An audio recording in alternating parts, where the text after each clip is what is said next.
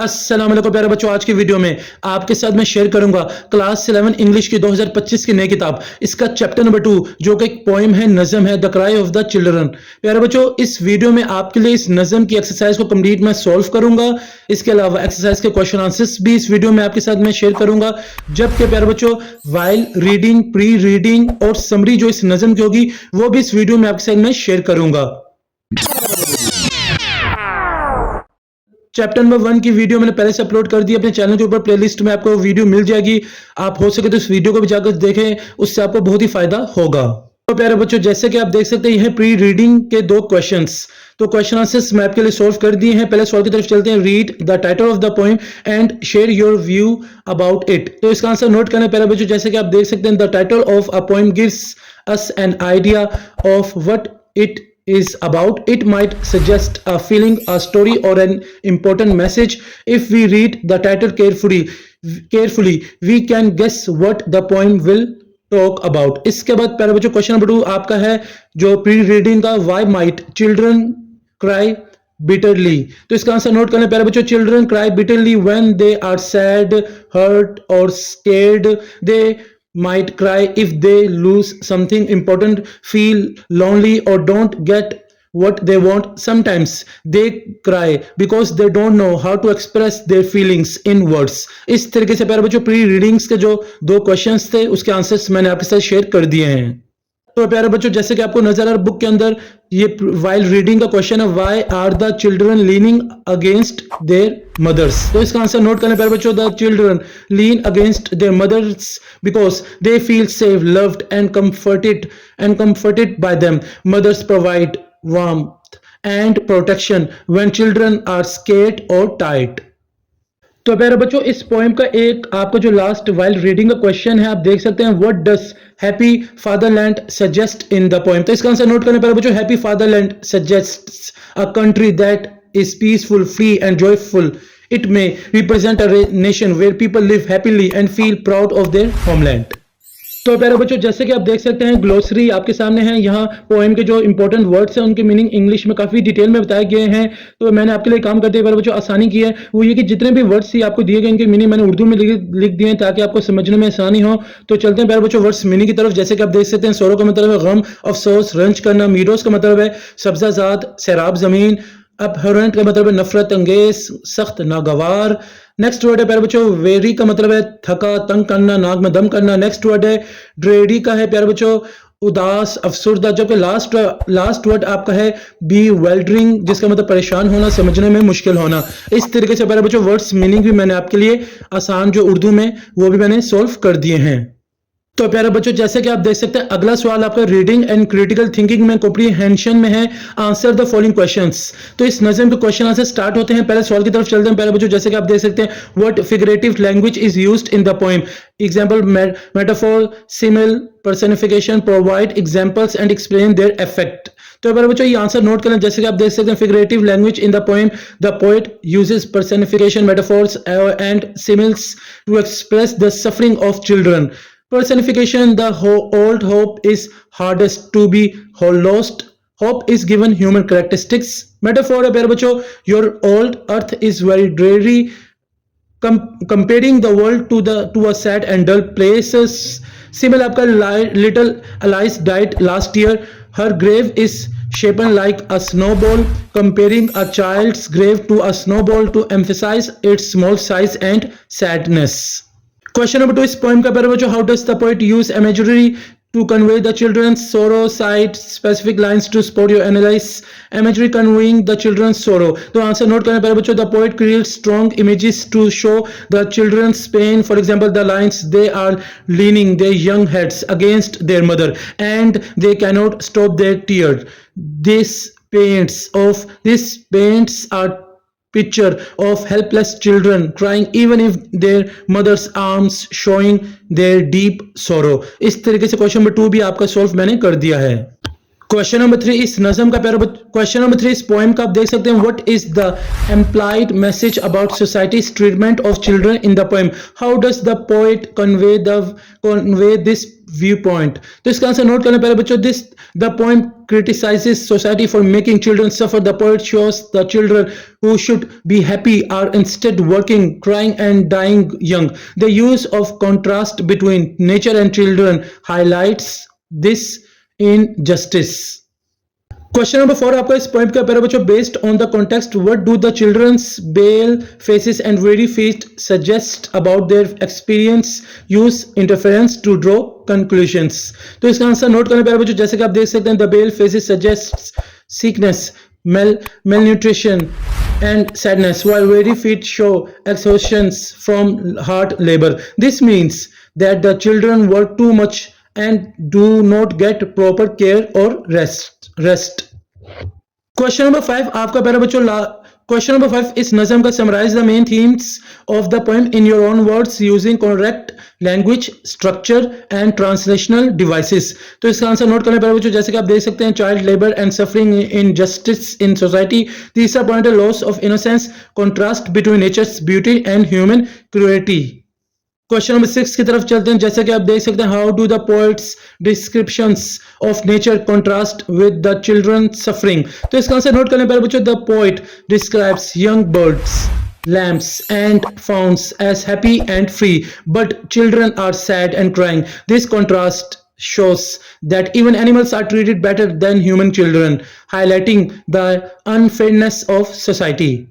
Question number 7. What might be the poet's purpose in repeating the phrase "Oh my brothers"? How does this repetition contribute the poem's overall tone and meaning? तो इसका answer note करने पर बच्चों, the phrase "Oh my brothers" is repeated to create a sense of urgency and plea for sympathy. The poet is directly addressing readers, asking them to listen to the children's pain. It makes the poem more emotional and impactful. तो प्यारे बच्चों, question number 8 इस poem का last question है, analyse how the poet contrasts the experience of the old and the young in the poem. What deeper meaning does this contrast convey. तो इसका answer note करने पर बच्चों, the old suffer because of past regrets, but the young suffer at the beginning of life. The poet suggests the young children should not be in pain as life has just begun for them. This contrast emphasizes how unnatural and cruel child suffering is. Question number B, आप जैसे कि देख सकते हैं, इस poem में है, read the given lines and infer the meaning of each highlighted word using context clues, then look up each word in a dictionary to find its precise meaning and compare your inferred meaning with the dictionary definition. तो प्यारे बच्चों, 5 अल्फाज आपको दिए गए हैं जिनके आपने इन्फरेड मीनिंग लिखना है, डिक्शनरी डेफिनेशन भी लिखनी है, एक्यूरेसी ऑफ इन्फरेंस भी लिखना है. तो प्यारे बच्चों, ये सवाल मैंने आपके लिए सॉल्व कर दिया है. हर वर्ड्स के मैंने मीनिंग भी बता दिया, डिक्शनरी डेफिनेशन बता दी, एक्यूरेसी ऑफ इन्फरेंस भी बता दिए. तो जैसे कि आप देख सकते हैं, ये वेरी का प्यारे बच्चों आप नोट कर लें. हो सके तो वीडियो को यहाँ पॉज करके इन्फरेड मीनिंग लिख लें, वेरी का डिक्शनरी डेफिनेशन भी लिख लें, एक्यूरेसी ऑफ इन्फरेंस भी लिख लें. इसके बाद दूसरा वर्ड है पेल. प्यारे बच्चों, आप इसका भी इन्फरेड मीनिंग लिख लें, डिक्शनरी डेफिनेशन लिख लें, एक्यूरेसी ऑफ इन्फरेंस लिख लें. हो सके तो वीडियो को यहाँ पॉज करके इन सबको लिख लें. बहुत ही इजी वर्डिंग में प्यारे बच्चों इन्फरेड मीनिंग, डिक्शनरी डेफिनेशन और एक्यूरेसी ऑफ इन्फरेंस मैंने आपके लिए लिखा है. तो आप इनको लिख लें, बहुत ही आसान वर्डिंग मैंने आपके लिए लिखा है, तो आप इसे नोट कर लें.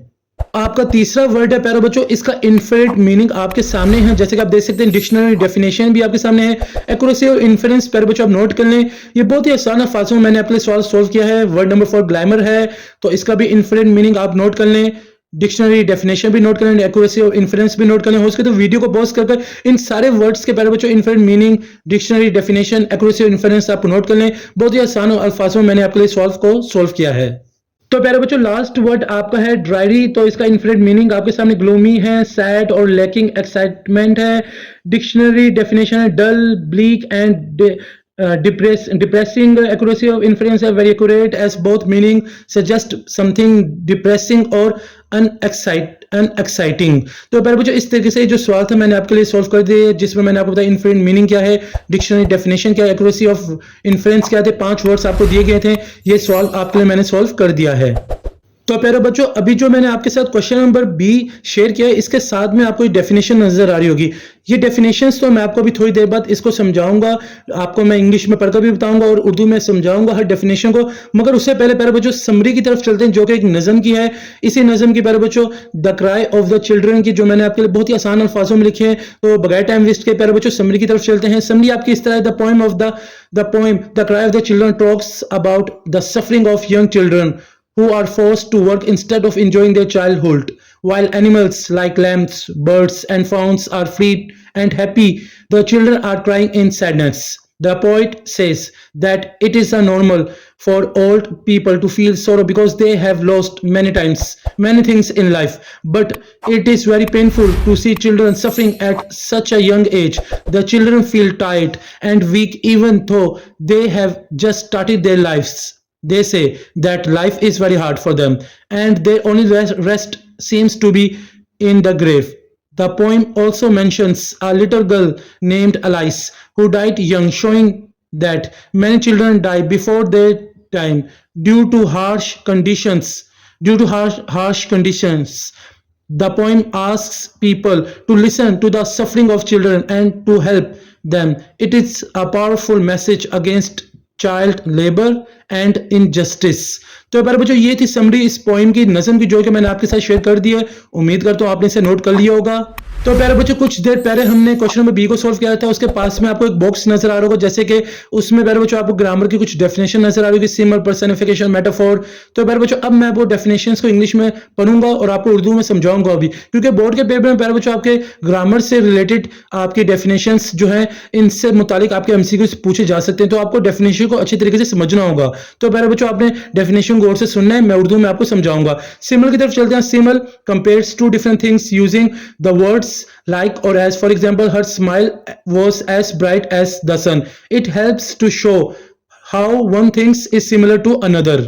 तो प्यारे बच्चों, सिमिल को हम लोग तशबीह कहते हैं। आपने डेफिनेशन गौर से सुनना है। उर्दू में एक तशबीह दो का मवासना करती है, अल्फाज का इस्तेमाल हो या मुख्तलिफ चीज़ें, जैसे मिसाल के तौर पर उसकी मुस्कुराहट सूरज की तरह रोशन थी। ये जाहिर करने से मदद करता है कि एक चीज कैसी है दूसरे की तरह।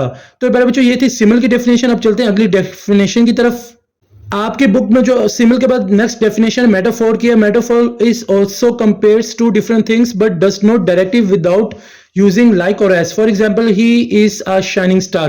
It says one thing is another to highlight a particular quality. अब मेटाफोर को उर्दू में हम प्यारे बच्चों कहेंगे इस्तारा। एक इस्तारा दो मुख्तलिफ चीजों का मवाजना भी करता है, लेकिन जैसे का इस्तेमाल किए बगैर ऐसा करता है। मिसाल के तौर पर वो एक चमकता हुआ सितारा है। ये कहता है कि किसी खास को उजागर करना एक चीज दूसरी चीज है। तो ये थी प्यारे बच्चों आपकी मेटाफोर की डेफिनेशन, जिसे हम इस्तारा कहते हैं। नेक्स्ट डेफिनेशन है personification. Personification gives human qualities और actions to non human things. For example, the wind whispered through the trees. It makes objects or animals seem alive or human like. इंसानी हुसूसियात या अमाल को गैर इंसानी चीजों को देता है। मिसाल के तौर पे हवा ने दरख्तों के जरिए सरगोशी की। ये अशिया या जानवरों को जिद्दा या हैवान जैसा लगता है। तो ये प्यारे बच्चों पर्सनिफिकेशन की डेफिनेशन थी, जो मैंने आपको उर्दू में बता दी। नेक्स्ट डेफिनेशन की तरफ चलते हैं।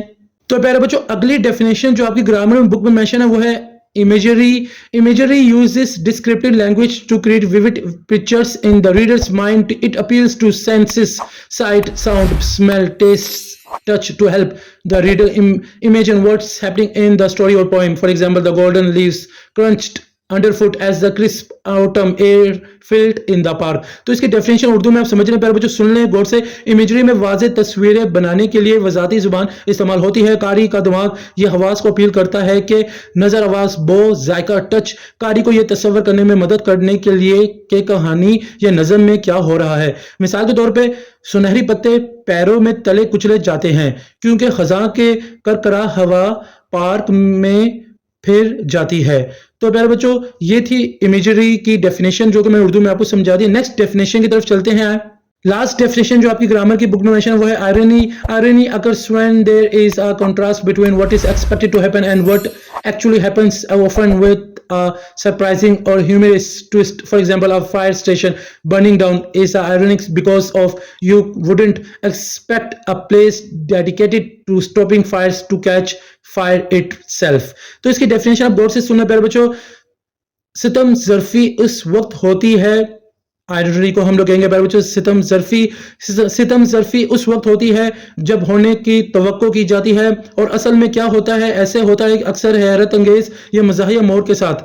मिसाल के तौर पे आग स्टेशन का जना सितम ज़र्फ़ी है, क्योंकि आप किसी ऐसी जगह की तवक्को नहीं करेंगे जो आग को रोकने के लिए वाकिफ हो ताकि आग लग जाए। तो मेरे बच्चों, ये थी आयरनी की डेफिनेशन, जो कि मैंने इंग्लिश में भी आपको पढ़कर बताई और उर्दू में भी समझा दी है।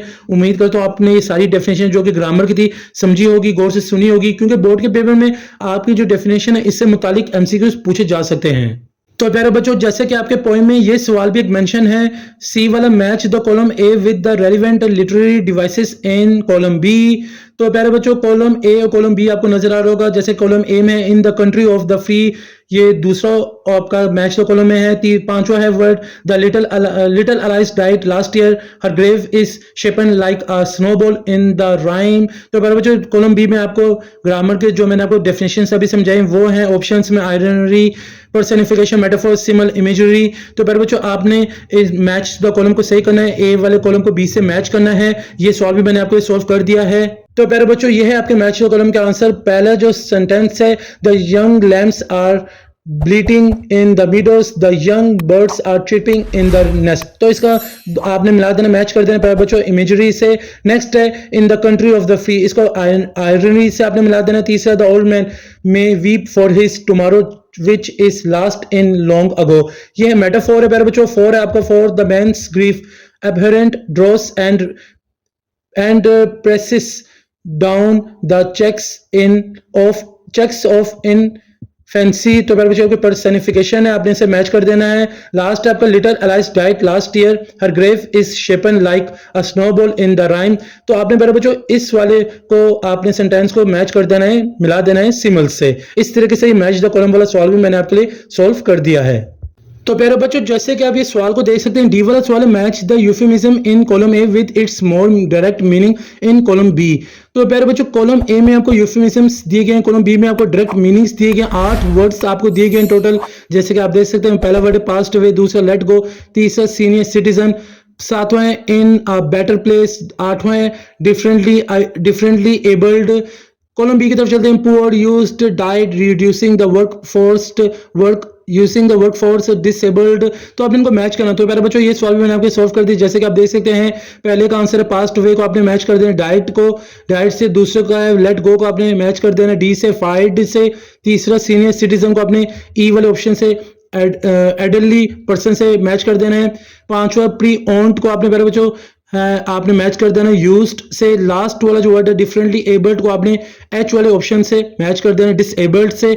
आप बाकी जो है आंसर, अब जो बाकी सेंटेंस है, सॉरी इफेमिज्म्स है, आप उनको भी देख लें, उनको मैंने किन से मैच किया। इस तरीके से मैच द कॉलम वाला सवाल भी मैंने आपके लिए सॉल्व कंप्लीट कर दिया है।